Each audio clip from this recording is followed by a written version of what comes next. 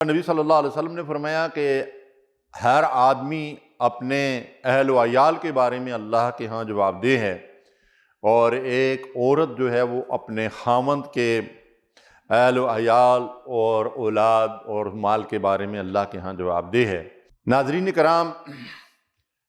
یہ حدیث مبارکہ ہے جس میں رسول کریم صلی اللہ علیہ وسلم نے ہر آدمی کو کسی نہ کسی انداز میں اللہ کے ہاں مسئول قرار دیا ہے۔ ارشاد فرمایا، تم میں سے ہر ایک اللہ کے ہاں جواب دہ ہے اپنی رعایت اور اپنے ماتحتوں، اپنے زیر دستوں کے حوالے سے۔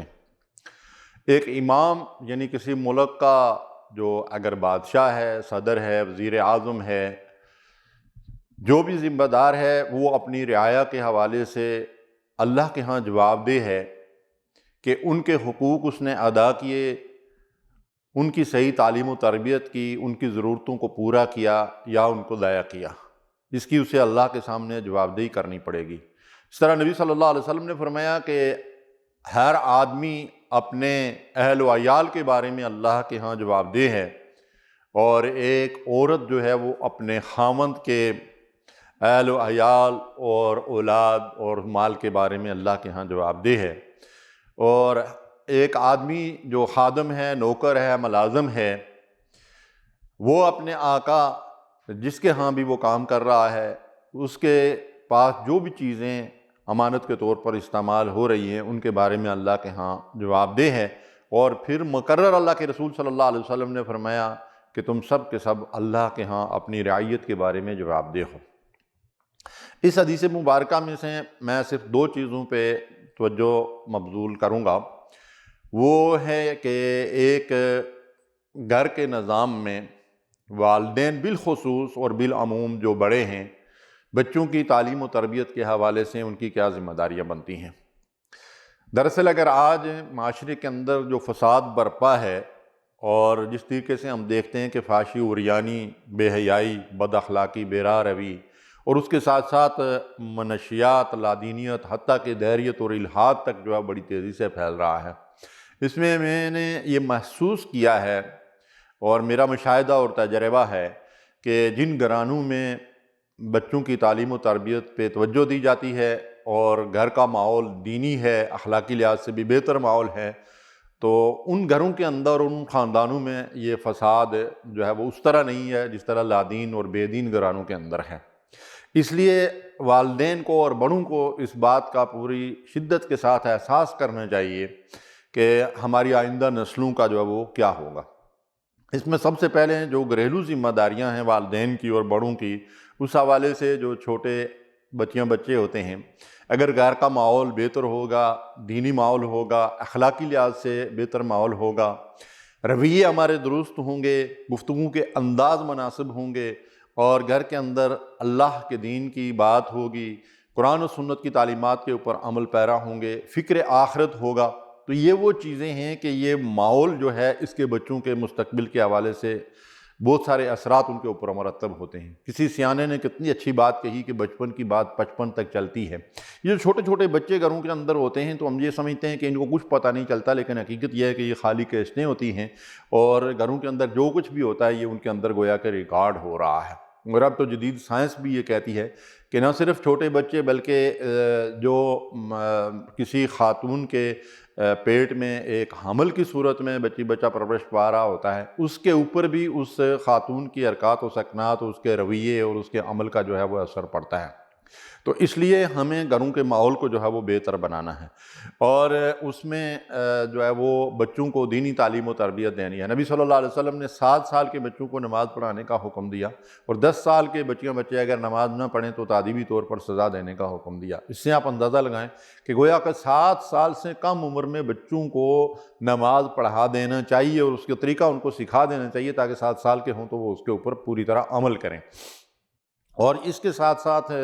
گھروں کے ماحول کو بہتر رکھنا، اور گھر کے اندر جو زبان ہم استعمال کرتے ہیں، عموماً یہ دیکھا گیا ہے کہ جو ہماری مقامی زبان ہوتی ہے اس سے اکثر لوگ جو ہیں وہ نفرت کرتے ہیں، اور آپس میں جب گفتگو کریں گے بڑے تو وہ اپنی مقامی اور لوکل زبان میں بات کریں گے، اور وہی جب بچوں کے ساتھ بات کریں گے تو وہ اردو میں، اور بعض لوگ جو ہیں وہ انگریزی میں بات کریں گے۔ یہ بچے کنفیوز ہو رہے ہیں، اور جو ہماری مادری زبان ہوتی ہے، خواہ ہم پنجابی ہوں، خواہ ہم پٹھواری ہوں، خواہ ہم کوئی زبان بولنے والے ہوں، پشتو بولنے والے ہوں، تو ہمیں چاہیے کہ گھر میں بچوں کے ساتھ جو ہے وہی زبان استعمال کریں۔ حال ہی میں نے ایک صاحب کا جو سفر نامہ تھا اس کو پڑھا کہ وہ ترکیہ کے دورے پر گئے، تو انہوں نے کہا کہ وہاں پہ اکا دکا لوگ جو ہے وہ بڑی مشکل سے انگریزی کے 2-4 لفظ جو ہے وہ بولتے ہوئے مجھے نظر آئے۔ ان کے بڑے بڑے آفیسر جو ہیں، سرکاری آفیسر اور بڑے اہم عہدوں پہ لوگ جو ہیں وہ اپنی زبان استعمال کرتے ہیں، اپنی زبان میں بات کرتے ہیں، لیکن ہم پہ پتہ نہیں کہ وہ انگریزی کا نشہ جو سوار ہے۔ زبان کوئی بھی بری نہیں ہے، لیکن آخر ہم اپنی زبان جو ہے وہ بولتے ہوئے کیوں شرم محسوس کرتے ہیں؟ تو اس میں تعلیم و تربیت جو ہے اس کی بڑی اہمیت ہے اس حوالے سے کہ ہم اپنی زبان جو ہے وہ بچوں کے ساتھ بولیں۔ دیکھیں، ہماری لوکل زبانوں کے لیے کہیں کوئی کالج اور یونیورسٹی اور کوئی اکیڈمی نہیں بنی ہوئی ہے، لیکن باقی زبانیں جو ہیں، اردو ہے، انگلش ہے، دوسری زبانیں جو ہے وہ اسکولوں، کالجوں اور اکیڈمی میں بچے جو ہے بڑے ہوں گے تو سیکھ لیں گے۔ ہمارے والدین ہمارے ساتھ ظاہر ہے کہ کوئی دوسری زبان تو نہیں بولتے تھے نا، ہماری اپنی زبان میں بات کرتے تھے، تو اس لیے اس پہ توجہ دی جانی چاہیے۔ اور اس کے ساتھ ساتھ ہم گھروں کے اندر بچیوں کے لباس وغیرہ کے اوپر خصوصی طور پر توجہ دینے کی ضرورت ہے۔ بعض مائیں جو ہے وہ چھوٹی بچیوں کو جو ہے وہ انگریزی لباس جو ہے وہ ان کے لیے لے آتی ہیں، اور پھر وہ جب ان سے بات کی جاتی ہے تو وہ کہتے ہیں جی کہ ابھی بچیاں ہیں، چھوٹی ہیں، بڑی ہوں گی تو یہ کر لیں گی، وہ کر لیں گی۔ ایسی بات نہیں ہے۔ ہم بچپن ہی سے بچیوں کو اچھا ماحول فراہم کریں اور دینی اور ساتر قسم کا لباس جو ہے وہ ان کے لیے لے کر آئیں۔ اور بالخصوص یہ جو دیکھا گیا کہ معاشرے کے اندر اتنی عریانی جو ہے وہ پھیلتی جا رہی ہے، اس سے بہت بڑی بے حیائی پھیل رہی ہے۔ جوان لڑکیوں کو جو ہے وہ دیکھا گیا کہ ان کے لباس ایسے ہیں کہ پوری آستینیں جو ہیں مطلب یہ ہے کہ وہ جالی دار یا اس طرح کپڑے کی ہوتی ہیں کہ پوری بازو جو ہے وہ نظر آ رہے ہوتے ہیں، اور شلوار کی جگہ اب اتنا تنگ ٹروزر جو ہے وہ شروع ہو گیا ہے کہ اسے دیکھ کر جو ہے وہ شرم آتی ہے، لیکن جو ہے وہ بڑی تیزی سے یہ پھیلتا جا رہا ہے، حتیٰ کہ شلوار جو ہے وہ خواتین اور لڑکیوں کے حوالے سے تو اب غائب ہی ہوتی جا رہی ہے۔ تو اس سے ہمیں گریز کرنا چاہیے۔ نبی صلی اللہ علیہ وسلم نے فرمایا کہ جو خاتون اور لڑکی ایسا چست لباس استعمال کرتی ہے یا باریک لباس استعمال کرتی ہے جس کی وجہ سے اس کے جسم کے خد و خال نمایاں ہوتے ہیں، وہ جنت کی خوشبو سے بھی محروم رہے گی، جبکہ اس کی خوشبو جو ہے وہ کوسوں میل دور تک جا رہی ہے۔ تو کتنی محرومی کی بات ہے، آخر ہم ان اولادوں کو کس طرف جو ہے وہ دھکیل رہے ہیں۔ اس کے بعد دوسرا مرحلہ ہوتا ہے تعلیم و تربیت کے حوالے سے، وہ سکولوں اور کالجوں کا مرحلہ ہوتا ہے۔ تو اس میں ہمارا انتخاب کیا ہوتا ہے اور کیسا ہوتا ہے؟ ہم صرف دنیاوی مطلب یہ ہے کہ اغراض و مقاصد کو سامنے نہ رکھیں، ہم یہ دیکھیں کہ بچوں اور بچیوں کو کیسے اسکولوں اور کالجوں میں ہم داخل کرواتے ہیں، ان کا ماحول کیسا ہے، وہاں دینی تعلیم و تربیت اور اخلاقیات کی بھی کوئی مطلب یہ ہے کہ عمل دخل ہے یا نہیں ہے۔ آج ہر جگہ ملک کے اندر جو ہے وہ ایسے تعلیمی ادارے کھل چکے ہیں کہ وہاں ہمارے بچوں کو ایسی تعلیم دی جاتی ہے کہ وہ مطلب یہ ہے کہ ملحد اور دہریے بن کر وہاں سے نکلتے ہیں، اور یہ فساد جو ہے بڑے پیمانے پر گاؤں دیہات کے اندر جو ہے وہ پھیلتا جا رہا ہے الحاد کا۔ تو اور اس کے ساتھ ساتھ منشیات کی طرف جو ہے وہ تیزی سے لوگ جا رہے ہیں، لیکن الحمدللہ ملک کے اندر بڑے اچھے دینی جو ہے وہ ماحول والے ادارے، سکول، کالجز بھی موجود ہیں، تو ہمیں چاہیے کہ ان کو ترجیح دیں۔ آئندہ جو دجالیت کا مطلب دور آ رہا ہے بلکہ شروع ہو چکا ہے، اس میں اپنی اولادوں کو اور اپنے مستقبل کو بچانے کا واحد طریقہ یہی ہے کہ ہم ان کی دینی تعلیم و تربیت کے اوپر توجہ دیں، قرآن ان کو سمجھ کر پڑھائیں، نمازوں کی پابندی ابتدا ہی سے کروائیں، اور پھر جب اسکولوں اور کالجوں کا انتخاب کریں تو پھر حالات اور منظر ایسے ہمارے سامنے نہ آئیں جیسا کہ ایک کالج کی لڑکی جو ہے جب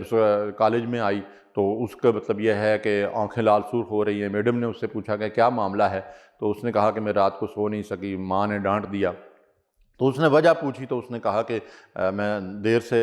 گھر آئی تھی، اور پھر ماں نے ڈانٹا کہ دیر سے کیوں آئی ہو، اور اس نے پھر پوری اس کی وضاحت کی جس میں تفصیل میں جانے کی ضرورت نہیں ہے۔ تو پھر اس نے میڈم نے کہا کہ اچھا پھر یہ ہے کہ اتنا کچھ ہونے کے باوجود ماں کو یہ پوچھنے کا حق بھی نہیں ہے کہ تم اتنی لیٹ آئی ہو اور کس کے ساتھ آئی ہو؟ تو اس نے پھر میڈم سے یہ کہا کہ اگر میرے والدین کو ایسے کالج میں مجھے تعلیم دلوانا پسند نہ تھا جہاں یہ ماحول ہو کہ وہاں بوائے فرینڈ اور گرل فرینڈ کے بغیر جو ہے آدمی پڑھ ہی نہیں سکتا، رہ ہی نہیں سکتا، وہاں پہ نکو بنا دیا جاتا ہے اور مختلف قسم کے فکرے کسے جاتے ہیں، وہاں تعلیم حاصل کرنا ممکن ہی نہیں ہے، تو اگر ایسے تعلیمی ادارے میں انہوں نے مجھے داخل کروایا ہے تو پھر